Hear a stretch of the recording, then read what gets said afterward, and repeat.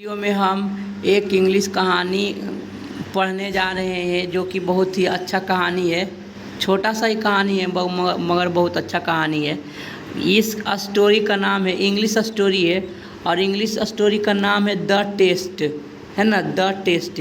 ये महाभारत का एक पार्ट है, ठीक है, महाभारत का ही एक पार्ट है। उसी का ये थोड़ा सा बच्चे को सिखाने के लिए लिया गया है। English story, short English story है द टेस्ट, ठीक है। तो क्या कहता है देखते हैं, पढ़ते हैं कहानी को।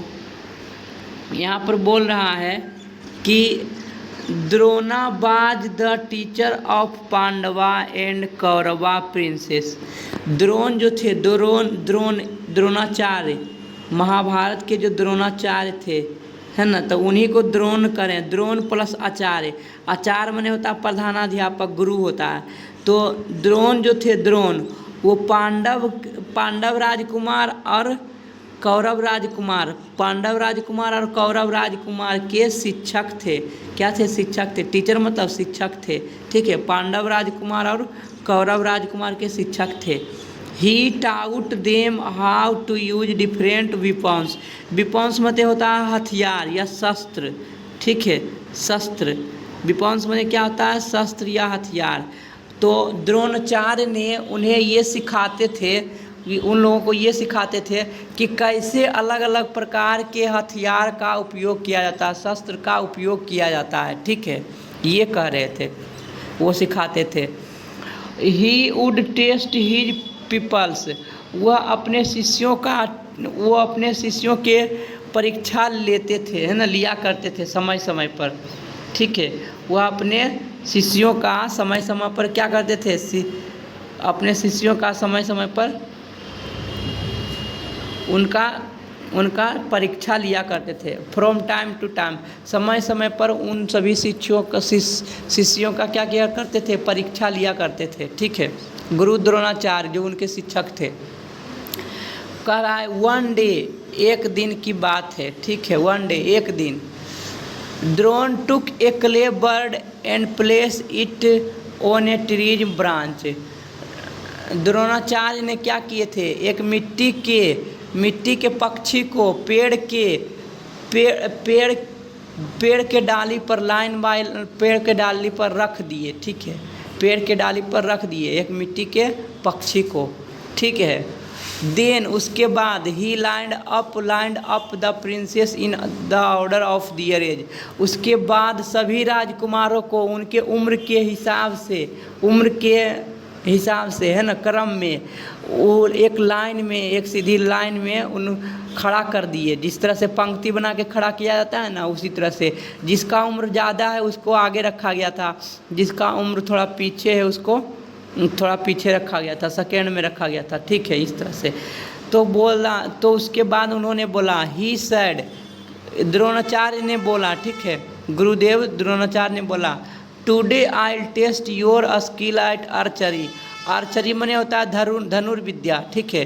बोला गुरु द्रोणाचार्य ने बोला कि आज मैं आपके दिमाग का धनुर्विद्या पर टेस्ट लूँगा, परीक्षा लूँगा, धनुर्विद्या की परीक्षा लूँगा, देखता हूँ कि कौन पास करता है, ठीक है, ये कहा।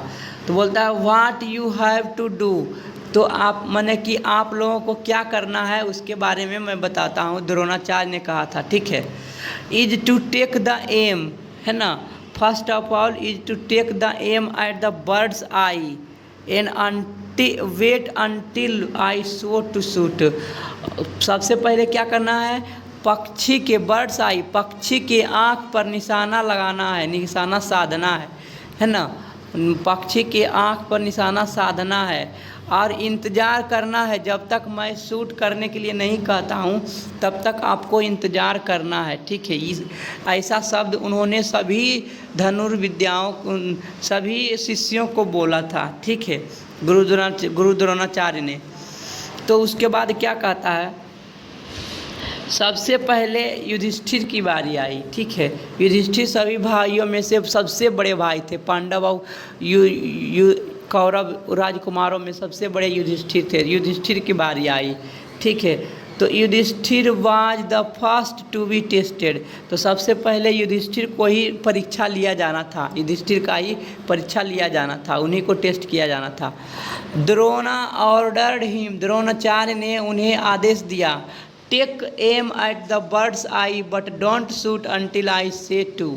बोलता है कि निशाना साधिए, पक्षी की आँख पर निशाना साधिए, लेकिन उसको शूट मत कीजिए, धनुष मत चलाइए जब तक मैं नहीं कहता हूँ, उस पर धनुष मत चलाइएगा, ठीक है, निशाना साधो।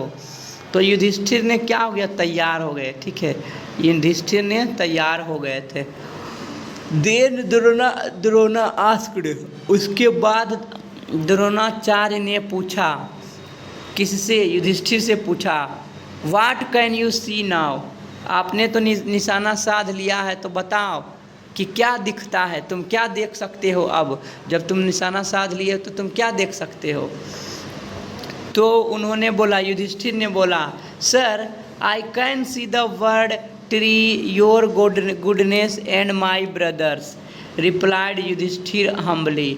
तो युधिष्ठिर ने विनम्रतापूर्वक, हम्बली मैंने विनम्रतापूर्वक जवाब दिए, क्या दिए, कि सर मैं पक्षी को देख सकता हूँ, पेड़ को देख सकता हूँ, आपके अच्छाई को देख सकता हूँ और अपने भाइयों को देख सकता हूँ, ऐसा उन्होंने युधिष्ठिर ने जवाब दिए, ठीक है।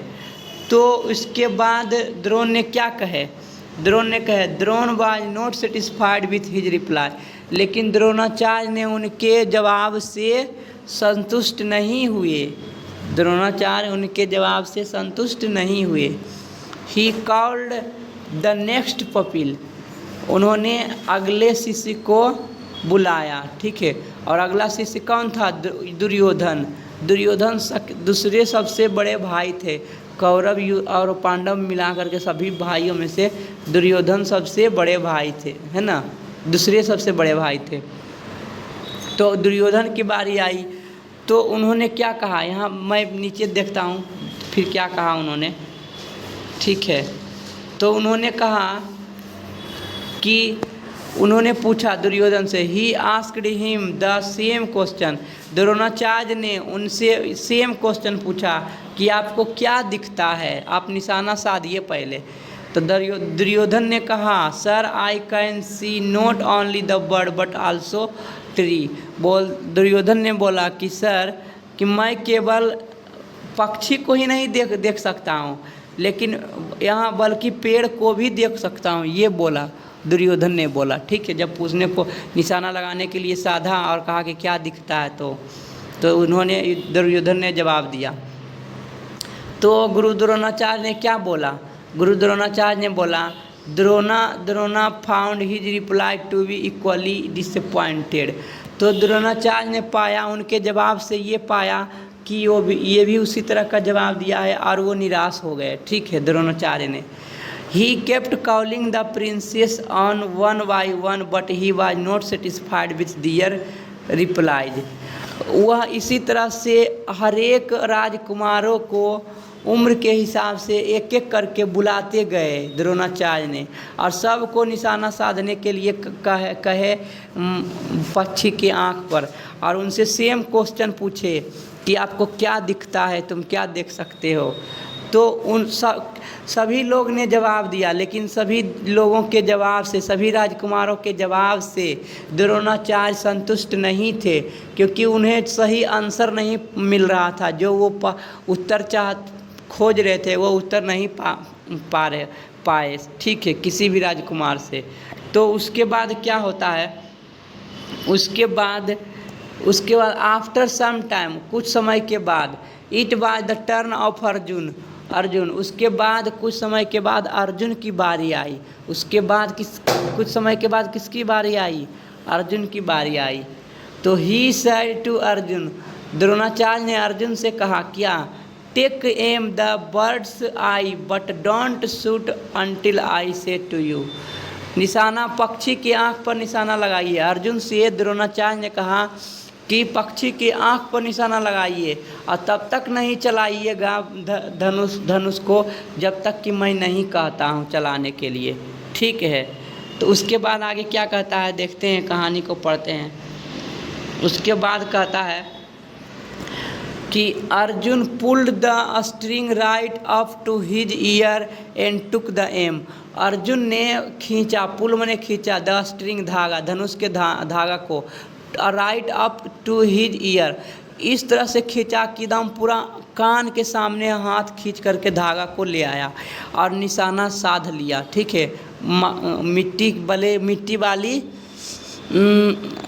पक्षी की आँख पर। ठीक है, उसके बाद क्या बोलता है, Drona asked what can you see now. उसके बाद द्रोणाचार्य ने अर्जुन से पूछा कि तुम क्या देख सकते हो अब। तो अर्जुन ने कहा, keeping his eyes fixed at his aim, Arjun said, है ना। अर्जुन ने अपनी आँखों को एक निशाना बना करके एक निश्चित जगह आँख रख करके उन्होंने रखते हुए कहा, I can see the bird's eye, मैं केवल पक्षी की आँख को ही देख सकता हूँ, मैं केवल सिर्फ पक्षी की आँख को ही देख सकता हूँ और कुछ भी नहीं देख सकता हूँ। तो Drona asked further what else can you see. तो द्रोणाचार्य ने कहा, पुनः पूछा, फर्दर मैंने पुनः दोबारा पूछा कि तुम उसके अलावा और क्या क्या चीज़ देख सकते हो, व्हाट एल्स कैन यू सी, और क्या तुम देख सकते हो। दोबारा अर्जुन से प्रश्न पूछे गुरु द्रोणाचार्य ने। तो अर्जुन ने जवाब दिया। ठीक है, Arjun replied, I can see nothing but the bird's eye, मैं पक्षी के आँख के सिवा कुछ भी नहीं देख सकता हूँ, मैं सिर्फ पक्षी की आँख ही देख सकता हूँ। ठीक है, तो उसके बाद क्या बोले, this was the reply that Drona had been looking for, यही वह जवाब था अर्जुन द्वारा दिया गया जिसे द्रोणाचार्य ने बहुत देर से खोज रहे थे कि अब जवाब आएगा किसी राजकुमार से, लेकिन जवाब नहीं आ रहा था और अंतिम जवाब अर्जुन से ही आया। यही वो सुनना चाहते थे कि सिर्फ और सिर्फ पक्षी की आँख ही दिखाई देना चाहिए। उसके बाद ही ऑर्डर्ड हिम, गुरु द्रोणाचार्य ने अर्जुन को आदेश दिया, he ordered him to shoot the arrow, कि अब तीर चला दीजिए उसकी आँख पर। ठीक है, चला दो। तो Arjun pierced his arrow through the bird's eye correctly. तो अर्जुन ने पायर्स ने भोंक दिया। ठीक है, अर्जुन ने अपनी तीर से पक्षी के आँखों पक्षी की आँख के बिल्कुल आँख पर से हो करके दम पार कर दिया, दम भोंक दिया, पूरे पार कर दिया अपने तीर को सही तरीके से। ठीक है, तो क्या कहता है, this incident made Arjun the most loved people of Drona. यही जो इन घटना है जो आँख पर लगा दिए, है ना, पक्षी की आँख पर तीर सही लगा दिए, तो यही जो घटना है अर्जुन को गुरु द्रोणाचार्य का सबसे प्यारा, सबसे अच्छा शिष्य माना जाने लगा, है ना, समझने लगे। गुरु द्रोणाचार्य ने अर्जुन को सबसे अच्छे शिष्य मानने लगे उसी दिन से। ठीक है, वही घटना से अर्जुन को क्या बना दिए, गुरु द्रोणाचार्य का सबसे प्रियतम शिष्य बना दिए। ठीक है, यही घटना ने अर्जुन को गुरु द्रोणाचार्य का सबसे प्रियतम शिष्य बना दिए। ठीक है, यह घटना। विथ टाइम, समय के साथ, Arjun became the most proficient Archer, और समय के साथ अर्जुन ने क्या हुए, सबसे दक्ष धनुर्धर हो गए, सबसे निपुण, सबसे माहिर धनुर्धर हो गए संसार में। It was all due to his power of concentration, और यह एक ऐसी चीज़ है जो कि अर्जुन के शक्ति, कंसंट्रेशन, फोकस, ध्यान का शक्ति है। यह अर्जुन के ध्यान का शक्ति है, उनका शक्ति है। इसी कारण से उन्हें इस तरह के निपुण विद्या प्राप्त हुई है। उन्होंने ध्यान से कोई काम को किया, शिद्दत से उन्होंने किया था धनुष चलाने का। ठीक है ना। तो ये कहानी यहीं पर ख़त्म होती है। इस कहानी का मोरल ऑफ द स्टोरी देखते हैं कि इस कहानी का क्या सारांश कहता है। ठीक है, तो इस कहानी का सारांश कहता है कि